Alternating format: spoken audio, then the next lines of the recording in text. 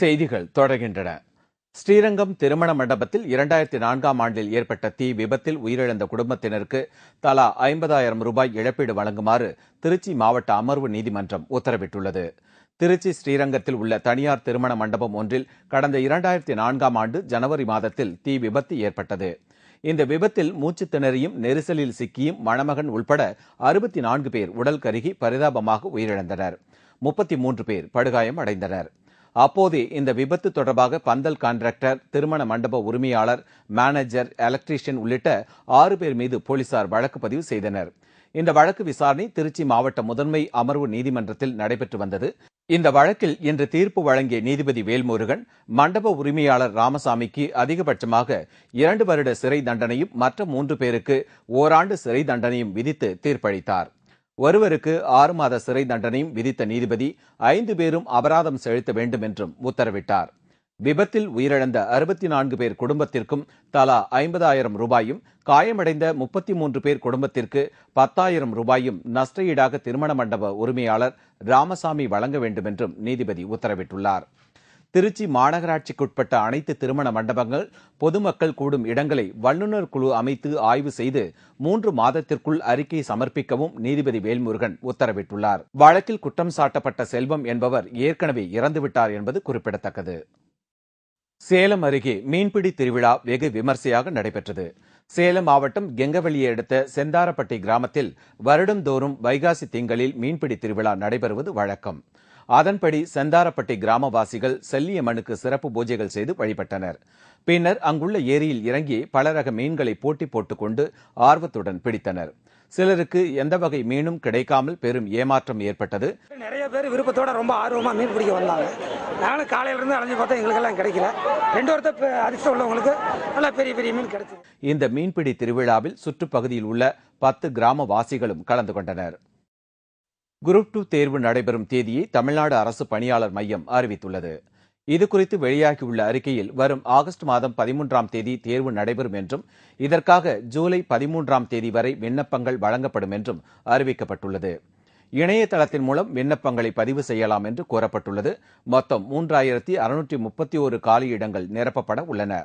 நகராட்சி ஆணையர், சார் பதிவாளர் போன்ற பதவிக்கு செல்ல விரும்பும் பணியாளர் இந்த தேர்வுக்கு விண்ணப்பிக்கலாம்.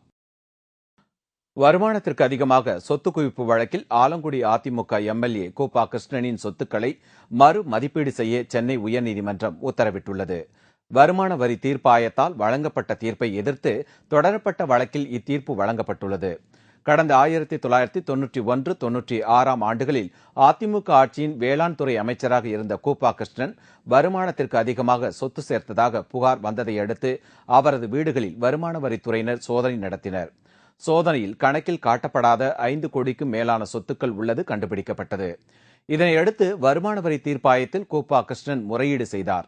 இவ்வழக்கில் கணக்கில் வராத சொத்துக்களின் மதிப்பு 65 லட்சம் என வருமான வரி தீர்ப்பாயம் தீர்ப்பு அளித்தது. இதனை எதிர்த்து சென்னை உயர்நீதிமன்றத்தில் வருமான வரித்துறை சார்பாக மனு தாக்கல் செய்யப்பட்டது. வழக்கின் விசாரணை நீதிபதிகள் முருகேசன், ஜனார்த்தனன் முன்னிலையில் வந்தது. கூப்பா கிருஷ்ணனின் சொத்துக்களை மறு மதிப்பீடு செய்யுமாறு வருமான வரித்துறையினருக்கு நீதிபதிகள் உத்தரவிட்டனர். முன்னாள் அதிமுக அமைச்சர் கூப்பா கிருஷ்ணன் தற்போது ஆலங்குடி எம்எல்ஏவாக உள்ளார். இளையான்குடி இடைத்தேர்தலில் திமுக வேட்பாளர் மத்திய அரசு வெற்றி பெற்றது செல்லாது என அறிவிக்கப்பட்டுள்ளதால் அவர் பதவிக்காலத்தில் பெற்ற சலுகைகளை திருப்பி அளிக்குமாறு சென்னை உயர்நீதிமன்றம் உத்தரவிட்டுள்ளது. பயிற்சி பெற்ற தேர்தல் அதிகாரிகள் நியமிக்கப்படவும் உயர்நீதிமன்றம் உத்தரவிட்டுள்ளது.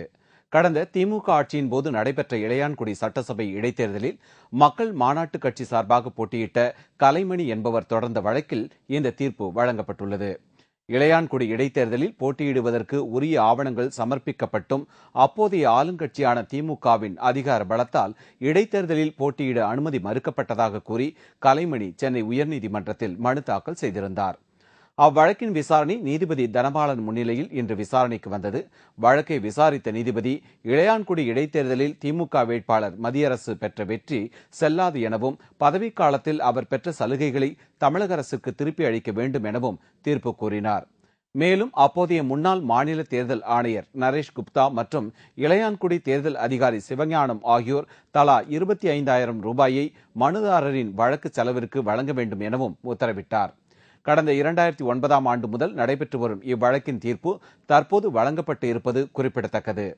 இளையாங்குடி சட்டமன்ற இடைத்தேர்தலில் மக்கள் மாநாடு கட்சி சார்பாக போட்டியிட்ட கலைமணி அவர்களுடைய வேட்புமனு நிராகரிக்கப்பட்டது முரணானது, தவறான செயல் என சென்னை உயர்நீதிமன்றம் இன்று தீர்ப்பளித்துள்ளது.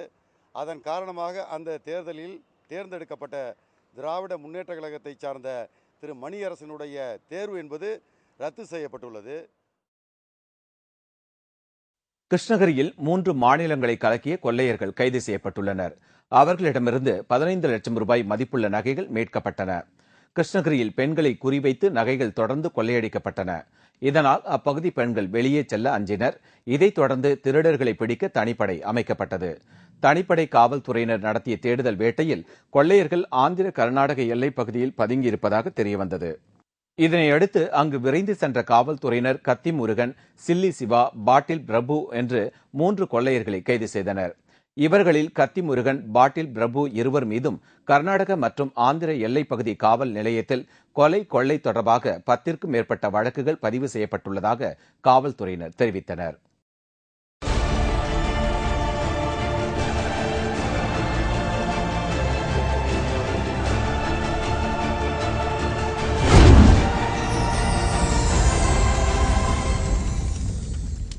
ஆச்சரியம், ஆனால் உண்மை. கண்ணாடி தொட்டிக்குள் மீன்களை வைத்து அழகு பார்ப்பது உண்டு. இங்கு கடலுக்கு அடியில் பெரிய ராட்சத கண்ணாடி தொட்டி வைத்து இருக்கிறார்கள். பார்வையாளர்கள் இந்த கண்ணாடி தொட்டிக்குள் நின்று நடுக்கடலில் உள்ள கடல்வாழ் உயிரினங்களை பார்க்க முடிகிறது. கண்ணாடி தொட்டிக்குள் நிற்கும் மனிதர்களை மீன்கள் வந்து வேடிக்கை பார்க்கின்றன. ஆச்சரியமான காட்சி அல்லவா?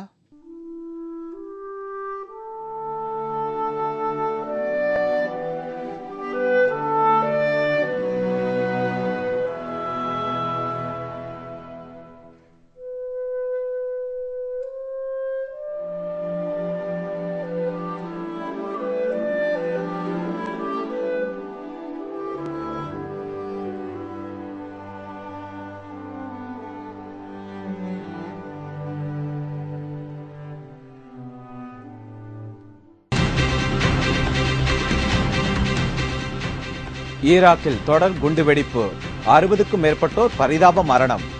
விவரம் இடைவேளைக்கு பிறகு.